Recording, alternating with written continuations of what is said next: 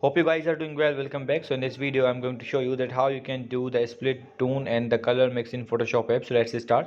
So first of all, what we have to do, we have to open the Photoshop app. So I'm going to click on this, and after clicking on this, as you can see, now we have to choose the image. For example, I'm going to use this image. So let's click on this. So as you can see, after clicking on the picture, what we have to do, we have to click on the adjustment option, and after clicking on the adjustment option, as you can see, you are going to get some options which is called split tone and the color mix. So for example, I'm going to the split tone, and now you have to choose image. If you want to edit this, you can also do that. As you can see, for example, this one, you have to go to where you want to adjust this.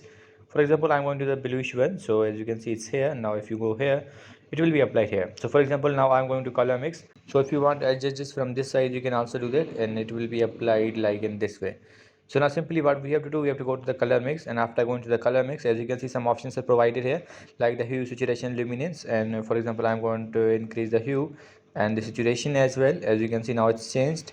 And now if you want to increase the luminance, you can also do that. So as you can see, now both are applied, and after applying, now its image is ready to use. As you can see, we have used two options, split tone and color mix. Now if you want to share this, you have to click on the share icon.